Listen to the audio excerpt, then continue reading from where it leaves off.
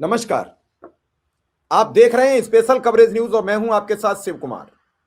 मेरे पीछे एक तस्वीर है जो कांग्रेस के अध्यक्ष मल्लिकार्जुन खड़गे की है, जिनकी उम्र 80 वर्ष है। वो रात 11:18 पर भागे भागे संसद पहुंचते हैं, यानी राज्यसभा के पटल पर पहुंचते हैं और जो मोदी साहब मिलकर जो विधेयक पास कराना चाहते हैं उसके विरोध में खड़े हो जाते हैं, बोलते हैं, जमकर सबूत रखते हैं। मेरी सरकार ने पहले क्या किया 2014 से पहले उसका विस्तृत ब्यौरा प्रस्तुत करते हैं, लेकिन फिर भी किसी ने उनकी बात नहीं सुनी। यह भी नहीं सोचा कि एक 80 साल का बुजुर्ग व्यक्ति जो कांग्रेस का सम्मानित अध्यक्ष है, उनकी बात सुन ली जाए और इस विधेयक को जो हम आनन फानन में पास कराना चाहते हैं, इस विधेयक को रोक दिया जाए। उन्होंने कहा करोड़ों लोगों के पेट का सवाल है, कोई सुने तब ना। इससे लोगों में असमंजस बन जाएगा, लोग समझ नहीं पाएंगे क्या होगा। और इस पूरे स्पीच में जिस तरीके से उन्होंने धोया है सरकार को, सबूत और तथ्यों के साथ, कितनी बार किस मंत्री से भिड़े हैं, ये जो स्पीच है वो बहुत समझने लायक है। और इसमें वो सारे नियम कानून, सारे सरकार के द्वारा किए गए कृत्य मौजूद हैं।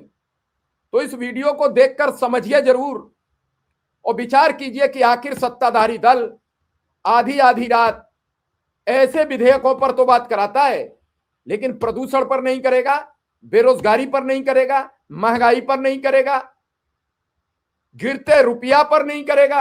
आखिर क्यों? इसलिए कि देश ताकतवर न हो जाए, देश में हिम्मत न हो जाए, युवा काम न करने लगे। तो चलिए इस स्पीच पर ले चलता हूं। उससे पहले आपसे गुजारिश, जो अब तक भी साथी चैनल को सब्सक्राइब ना किए हैं वो सब्सक्राइब कर लें, बेल आइकन बटन दबा दें और सुन लीजिए ये मल्लिकार्जुन खड़गे की पूरी स्पीच। माननीय श्री मल्लिकार्जुन खड़गे जी, माननीय खड़गे जी, मेरा अच्छा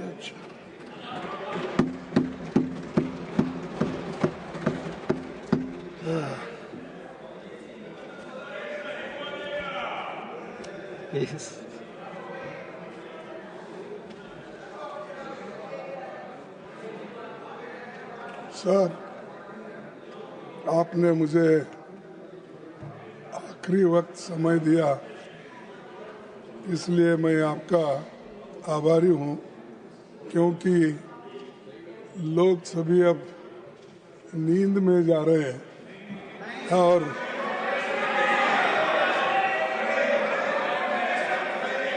आपको सुनने के लिए उत्सुक हैं नहीं, लोग। ठीक है, नहीं तो कम से कम मोदी जी उनको बोले हैं तुम जागते रहो, तो जब हम बात करते हैं तुम जागते रहो, ठीक है।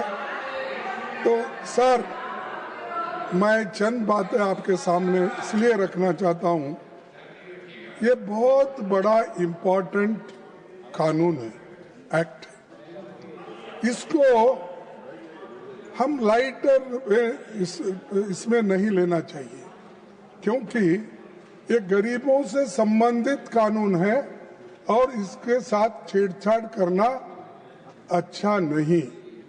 इसीलिए मैं ये कहूँगा कि आप लोग इसको, जो एक नया कानून लाकर पुराने कानून के खिलाफ जो काम कर रहे हैं, ये अच्छा नहीं और लोग आपको सड़कों पे फिरने नहीं देंगे।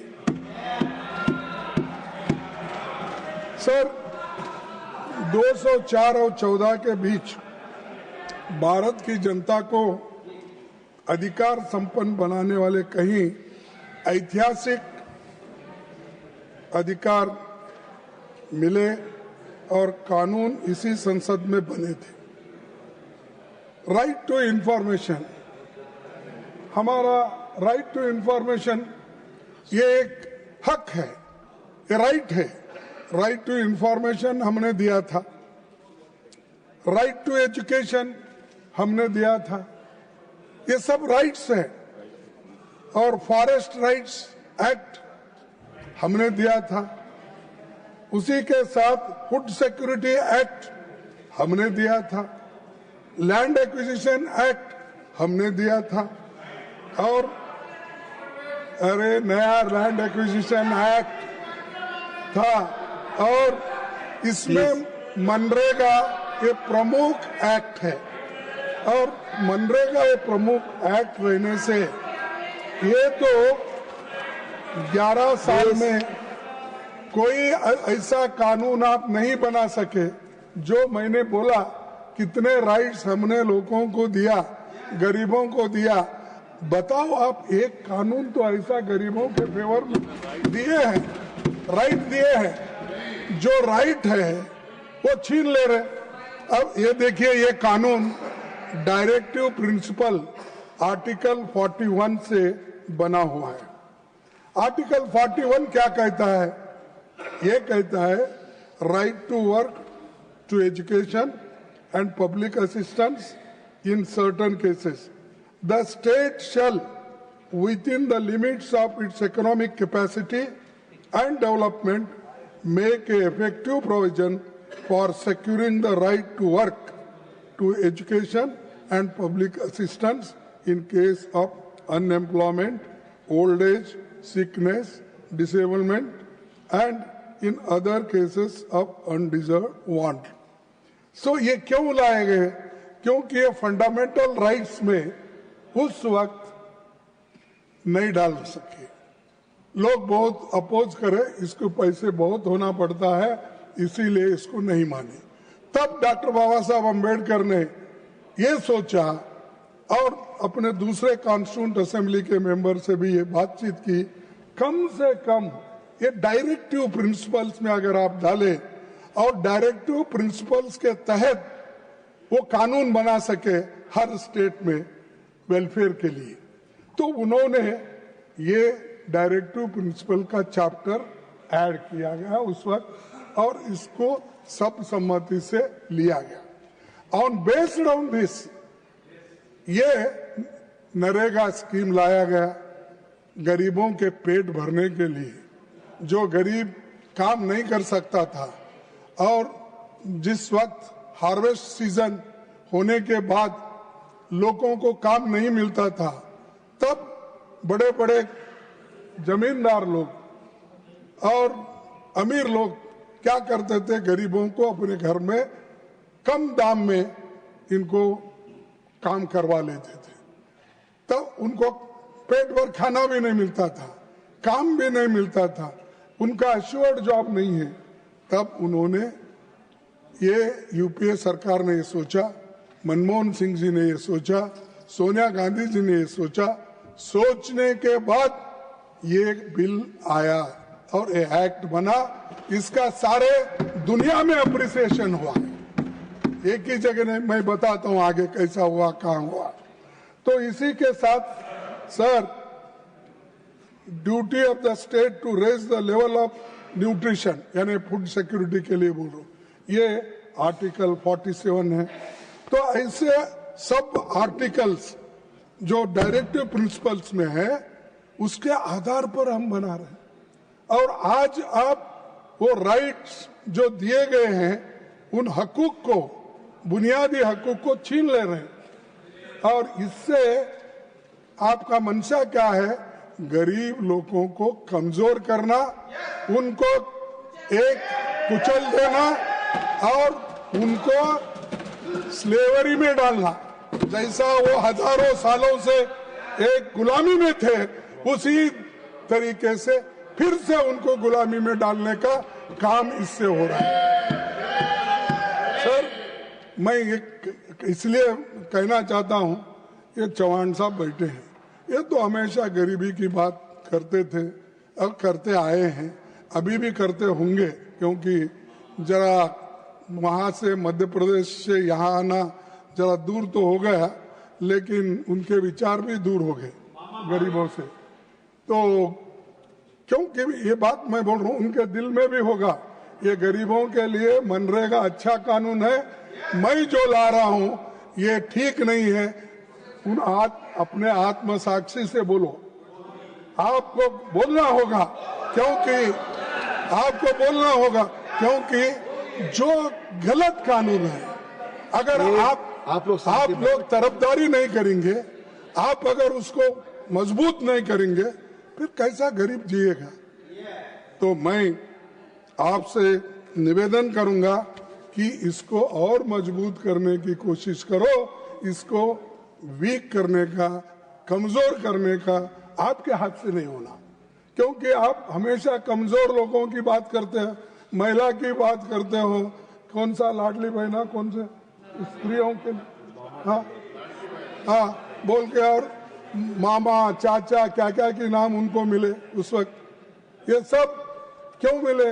कम से कम लोग मामा मामी ये सभी लोग काम करने के लिए इनके एक प्रेम से वो लोग कहते थे, और इन्हों भी इतना, यानी इनका विशाल हृदय है कि इन्हों, एक बार मैं देखा टीवी में कि एक किसी को पेशाब कुछ उसके मुंह में डाले थे शायद, ट्राइबल आदि, उसको घर बुलाए, टेबल पे सॉरी कुर्सी पे बिठाए, टावेल से उसके पैर पूछे, पानी डाले, सब कुछ करे, और पानी पीने का एक बाकी था, लेकिन उन्होंने वो नहीं किया उतना समझा के, तो उसलिए उन्होंने अपना कंपैशन दिखाया, करुणा ये दिखाया।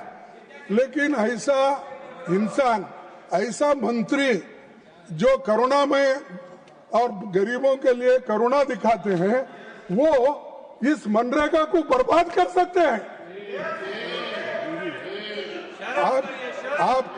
आपका कोई ना कोई मजबूरी है, वो आप बाहर नहीं निकाल रहे, नहीं तो सर वो हमेशा हंसते रहते हैं और सबके साथ हंसते मिलते हैं, लेकिन अब यहाँ आने के बाद इतना दुखी हो गए, इतना परेशान हो गए, क्योंकि पूरा दिल्ली में आने के बाद एक तो पोल्यूशन है ही है, लेकिन शायद आपके सरकार में बहुत बड़ा पोल्यूशन है।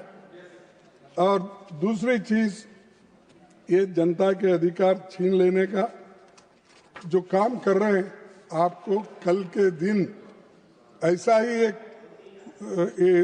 समय आएगा जिस ढंग से आप 3 कृषि काले कानून को वापस लिए, तो ऐसा एजिटेशन आपको चाहिए कि लोग आपको गड़बड़ करने से, रास्ते बंद होने से, गोलियां खाने से यही पसंद है। उसी वक्त अगर आप ये करते हैं तो लोग मजबूरन रास्ते पे आएंगे, सड़क पे आएंगे, गोलियां भी खाएंगे, लेकिन इस कानून को सपोर्ट कभी नहीं करेंगे और हम लड़ते रहेंगे।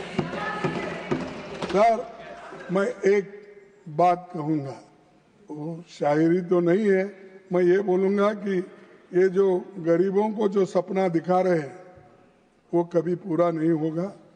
इसीलिए गरीब लोग कह रहे हैं, ए तिरुचि सुनो इधर भी जरा, बुलंद वायदों की बस्तियां लेकर, बुलंद वादों की बस्तियां लेकर हम क्या करेंगे? बुलंद वादों की बस्तियां लेकर हम क्या करेंगे? हमें हमारी जमीन दे दो, हम आसमां लेकर क्या करेंगे? तो हमको हमारा हक दो, बस है, हमारा राइट्स दे दो, हम इसमें जीते हैं, लोग जी रहे हैं, और आप इस चीज को गुमराह करने की कोशिश करेंगे तो मैं आपको ये एक सुझाव दे रहा हूं कि मनरेगा को पुराने रूप में जारी रखिए और इसको आगे बढ़ाइए, इसको मजबूत करिए, तभी इसको एक विशेष जो स्थान मिलेगा, नहीं तो सभी गरीब लोग बर्बाद हो जाएंगे। सभापति जी, महात्मा गांधी जी का नाम सभी लोग लेते हैं, और हम कभी महात्मा गांधी जी के बारे में अगर ज्यादा बोले तो वो लोग तो उठ के अपने पुराने लोगों के, लीडरों के नाम लेते रहते हैं। वो मैं बोलना नहीं चाहता, वो चाहे अच्छे हो, बुरे हो, कुछ भी हो, जेल में गए हो, और आज ये लोग क्या कर रहे हैं? सभापति जी, महात्मा गांधी जी ने कहा था, मैं ऐसे भारत के निर्माण के लिए कोशिश करूंगा जिसमें गरीब से गरीब आदमी भी महसूस करेंगे कि ये देश उनका है, इसमें उनकी आवाज का महत्व होगा। ये महात्मा गांधी जी ने कहा। तो ये गरीबों का आवाज है इसमें, मनरेगा एक्ट में। इसको खत्म मत कीजिए, इसको बर्बाद मत कीजिए, नहीं तो 140 करोड़ में से 50 करोड़ लोग जो इस पे निर्भर है, उनका श्राप आपको लगेगा। तो आप तो श्राप नहीं लेना चाहते हैं, इसीलिए बाहर आओ, लड़ो इसके लिए, नहीं तो आपका नाम पूरा जितना भी आज तक आपने नाम कमाया है वो पूरा बर्बाद हो जाएगा। तो मैं ये कहना चाहता हूँ। तो सर 27 फरवरी 2015 को अभी हमारे पिछले सारे वक्ताओं ने ये बात किया है, मैं फिर उसको रिपीट करना नहीं चाहता। फिर भी रिकॉर्ड के लिए ये मैं कहना चाहता हूं कि मोदी जी ने कहा था 27 फरवरी 2015 में, क्या कहा था? मेरी राजनीतिक सूझबूझ कहती है कि मनरेगा बंद मत करो। मनरेगा आपकी नाकामियों की जीता जागता स्मारक है। ये किसको बोले? कांग्रेस वालों को बोले। आजादी के 60 साल बाद भी लोगों को गड्ढे खोदने को भेजना पड़ रहा है। इसे मैं बंद नहीं करूंगा, इसे बचाकर रखूंगा ताकि दुनिया को दिखा सकूं कि कांग्रेस ने क्या किया। अरे साहब, नहीं, आपने ये बार बार बोला, एक बार नहीं अनेक बार बोला, और आज वो मनरेगा सही साबित हो गई और मनरेगा ही लाए। इसीलिए मैं पूरे तुम्हारे क्वेश्चन और आंसर्स जितने भी आपने इस सदन में दिए, स्टैंडिंग कमेटी ने, ये पूरे कागज लाया हूँ। अगर मैं सभी चीजें मैं बताऊंगा, खुद एक ही पढ़ के मैं बोलता हूँ आपको, मैं ले ही करता हूँ, लेकिन कम से कम आप ले करने के बाद भी वो लेकर पढ़ते नहीं ना, इसीलिए मुश्किल है। तो sir, government of India has made an assessment of implementation of the Mahatma Gandhi Narega through third-party study in terms of increase in household income, poverty elevation, etc. by development, monitoring and evaluation of Niti Aayog.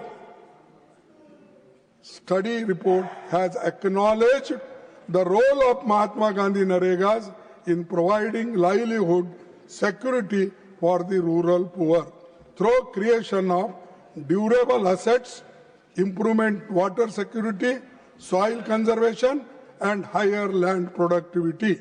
ये answer 16 तारीख को 16/12/2025 को आपने दिया। यानी ये अगर ठीक नहीं है तो इसको आप गालियां देते हो और ये स्कीम को आप हमेशा इसको एक अलग नजरिए से देखते हो, तो ये आपने ही आंसर दिया है। इसी सदन में आपने बोले सो मैं बोल रहा हूँ। ये पूरे जितने भी 5-6 कागज है मेरे पास, ये सब आपके लोगों ने स्टैंडिंग कमेटी में बोले सो है, आपके लोग प्रश्न का उत्तर देने में बोले सो है, और आपके लोग खुद माना है कि ये स्कीम बहुत अच्छा है, इससे असेट क्रिएट किया गया है। तो इसीलिए नरेगा उस वक्त लाया गया 90-10 पे, 10% स्टेट का, 90% सेंटर का। लेकिन अब आप क्या कर रहे हैं? आप वो भी काट छाट करके 60% आपका, 40% स्टेट का। तो उसके बजाय आप ये स्कीम ही बंद करो ना, क्योंकि अगर आप एक तरफ आप गरीबों को उनका गला घोट रहे हो और उनको जिंदा रखने की भी कोशिश कर रहे हो, ये नहीं होगा।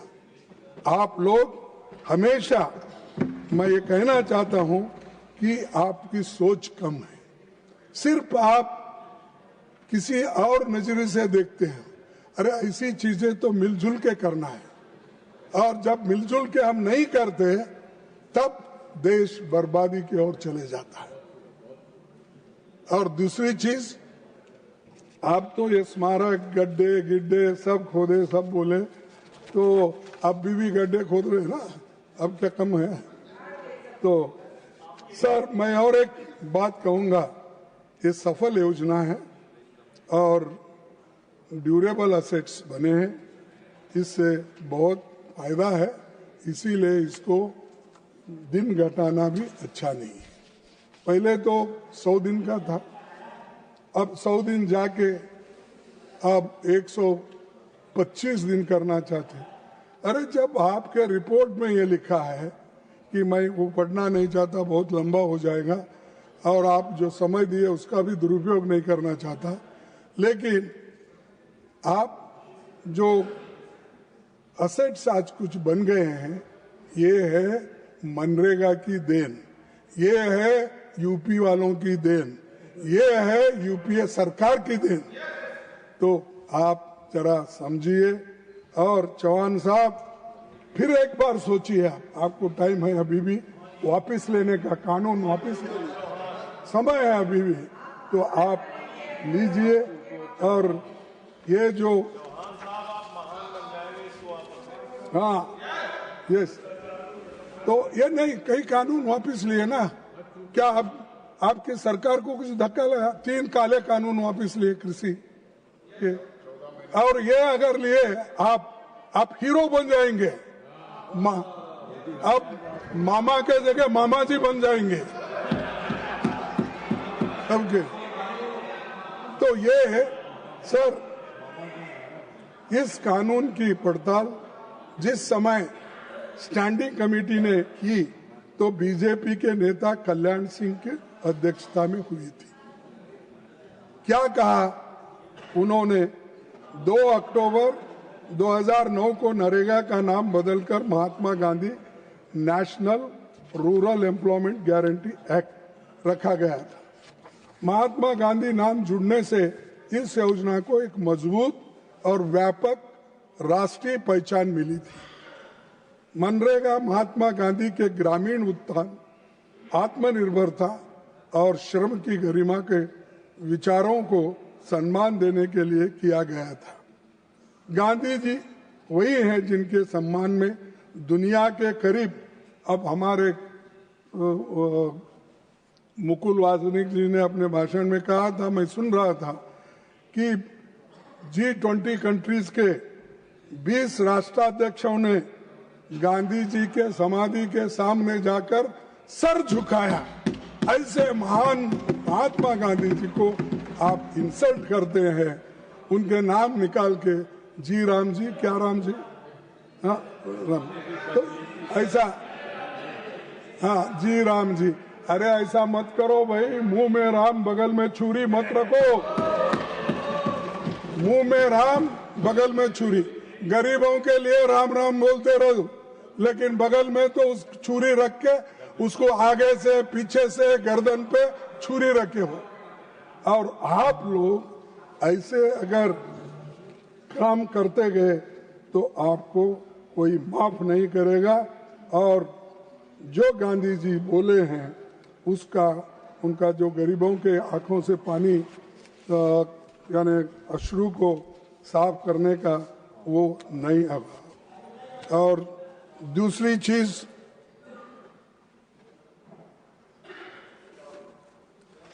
क्या हुआ? आप लोगों में गड़बड़ी हो सर। तो वंचित तबकों को गांव में रोजगार देकर सशक्त किया, इसका उद्देश्य था, और काम की गारंटी देना इसका उद्देश्य था। लेकिन मैं एक बात बताना चाहता हूँ इसको, आप आहिस्ता आहिस्ता स्लो पॉइजनिंग बोलते ना, वैसा स्लो पॉइजनिंग दे रहे हैं। 2020-21 में इसका बजट क्या था? 1,11,500 रिवाइज्ड एस्टिमेट का बोल रहा हूं। और आज क्या है? 24-25 में 86,000 और 25-26 में फिर 86,000। सर, अगर आपका बजट घट रहा है तो इसका अर्थ यह है कि आप इस स्कीम को ठीक ढंग से चलाना नहीं चाहते और इसको बंद करना चाहते हैं और स्लो पॉइजनिंग देकर इस स्कीम को खत्म करना चाहते हैं। और दूसरी चीज सर, मैं SC/ST % कितना है इनका? पहले था 23% काम मिलता था, आज 19% घटकर 19% हुआ है और ST का 17 से घटकर 16 हुआ है। ये हमने नहीं किया, ये आपके हाथ में है ना। आप रिव्यू कर सकते हैं, आप मिलके लोगों को कह सकते हैं इधर आओ, ये काम क्यों नहीं हुआ, हमने इतने पैसे दिए फिर भी ये खर्च क्यों नहीं हो रहा, या खर्च अगर हुआ भी तो इतना काम क्यों नहीं हुआ, ये पूछने का आपका काम है। वो तो सब छोड़ दिए और अब तो सिस्टम ये लाए आप कि बफे सिस्टम का सिस्टम लाए, जो जाएगा जिसको जितना मिलेगा वो पहले खा लेगा, फिर उसके बाद पाप बेचारे जो पंक्ति में बैठते हैं उनको कुछ नहीं मिलेगा, वो घर को वैसा ही चलेगा। तो यही काम है, क्योंकि आपको पसंदीदा जो डिस्ट्रिक्ट है, आपको कौन सा स्टेट अच्छा लगता है, आपको कौन सी सरकार अच्छी लगती है और एरिया, जिला, ये सब देखकर आप पैसे देने वाले हो। अगर किसी स्टेट से आपका कोई मिलाप नहीं है तब और वो आपसे ठीक नहीं है तो उनको बर्बाद करने का पूरा आपके हाथ में है। जैसा ईडी सीबीआई को लेकर आप लोगों को डराते रहे और बहुत से लोग हमारे उधर भाग गए और दूसरे लोग भी उधर आ रहे हैं, तो ये वैसा ही है कि हर स्टेट को फेडरल सिस्टम में आप डरा डरा के लोगों को कमजोर बना रहे, स्टेट को कमजोर बना रहे, फेडरल स्टेट का जो स्टेटस है उसको खत्म कर रहे। तो इसीलिए मैं कहता हूं ऐसा गुनाह मत करो। संविधान ने जो हक दिया है उसको आप ठीक रखो। और आज फिर आपने कहा, देखो इसमें आपने जो नया कानून लाने की कोशिश जो कर रहे हैं, मैं कसम से बोलता हूँ, मेरी माँ तो मैं जब देखा नहीं उसको, उनका इंतकाल तो उसी वक्त हो गया, तो बचपन में ही मैं 6-7 साल का होगा, आपको मालूम है शायद उधर आए नहीं, तो वो रजाकार मूवमेंट में गया था। लेकिन मैं उनकी कसम खा के कहता हूं, ये कानून गरीबों के लिए अच्छा नहीं है और आप गरीबों को खत्म करना चाहते हैं। और आप ऐसा ही बोलिए, मैं अपने माँ की कसम खा के, भारत माँ की कसम खा के बोलता हूँ, ये कानून गरीबों के लिए ठीक नहीं है। अगर आप अपने छाती पे हाथ रख के बोलो ये ठीक है गरीबों के लिए, मैं कहूंगा क्या बहादुर लोग हैं भाई, क्या कंपैशन है इनके पास, क्या करुणा है, क्या प्रेम है, तो मैं कहूंगा। तो सर ये लोग उन्हीं के जो कमिटीज के रिपोर्ट है वो नहीं मानते। और ये देखिए standing committee of rural development and panchayat Raj 19 report में कहा है, क्या कहा है, अनेक्सर 3 मैं रखूंगा आपके पास, यह योजना ग्रामीण क्षेत्रों में रहने वाले गरीबों और समाज के वंचित वर्ग के लोगों के लिए रोजगार सुनिश्चित करती है। लिहाजा ये जरूरी है कि योजना के प्रभावी क्रियान्वयन इफेक्टिव इम्प्लीमेंटेशन के लिए पर्याप्त बजटीय आवंटन किया जाए। ये पंचायत राज कमेटी का, ये स्टैंडिंग कमेटी का रिपोर्ट है। तो इसीलिए आपके रिपोर्ट को भी आप नहीं मान रहे, आपके लोगों को सलाह भी आप नहीं मान रहे। तो मेरा कहना यही है कि एक तो नरेगा के जो भी हमारे वेजेस है उसको बढ़ाना चाहिए और इसको 125 दिन बोले, कम से कम 1 से 25 दिन तो जैसा है वैसा रखिए, लेकिन कानून को हाथ मत लगाइए, उसको निकालने की बात मत करो और इसको विड्रॉ कर लो, बहुत अच्छा रहेगा। और ये तो मैं ये चाहूँगा कि ये स्टैंडिंग कमेटी को आप सेलेक्ट कमेटी को आप रेफर कीजिए, वहाँ पूरे सलाह आ जाएंगे और लोगों को एक मालूम हो जाएगा इसमें कमियां क्या है, कितने दिन। और पहले ये था सब सिर्फ 15 गरीबों को डिमांड ड्राइवन था। ये 15 दिन के अंदर अगर कोई कहता है कि हमारे पास काम नहीं है, प्लीज काम दो बोले तो 15 दिन में, प्लीज कंक्लूड, 15 दिन में उनको काम देने का था।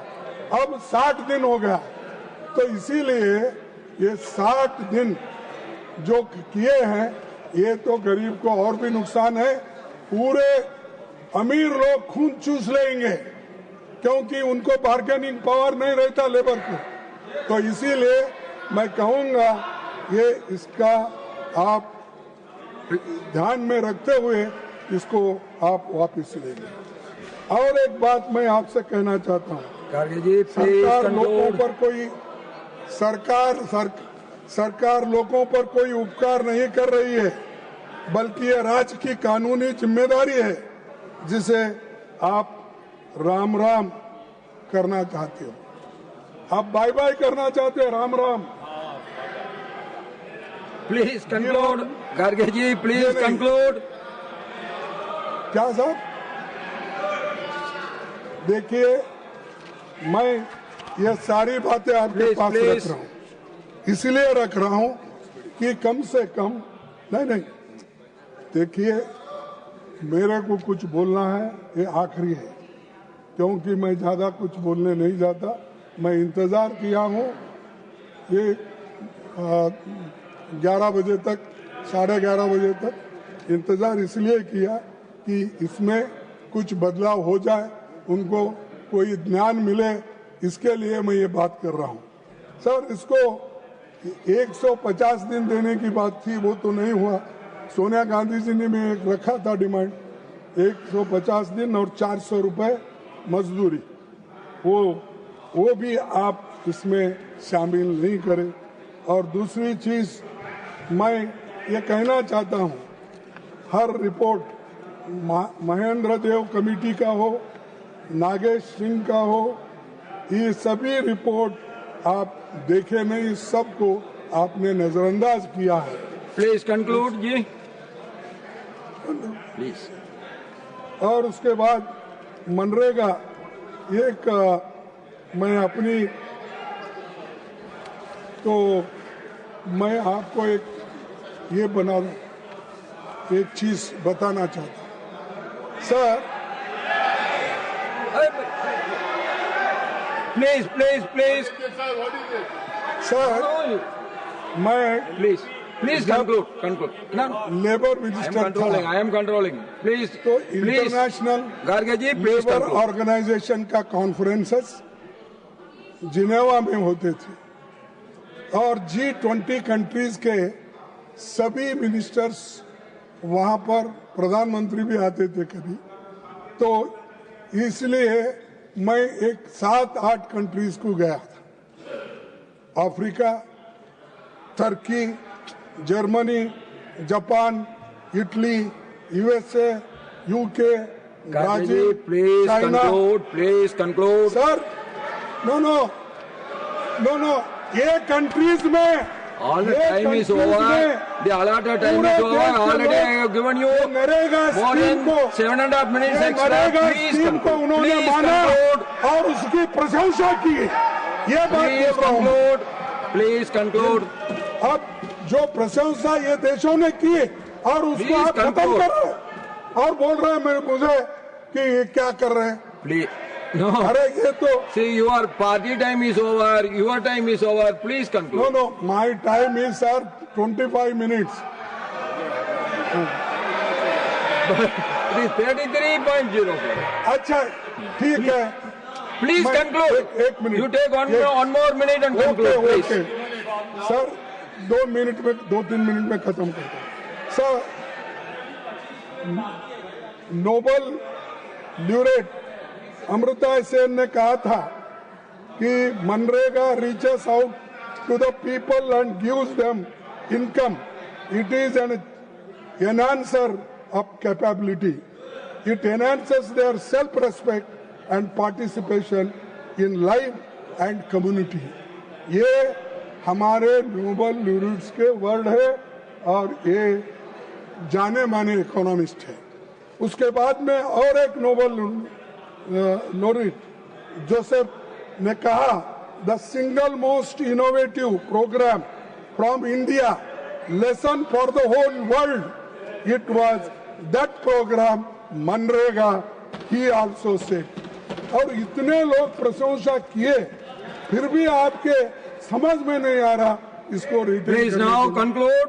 इसीलिए Garge ji, please now conclude, please. I am concluding, sir. Please.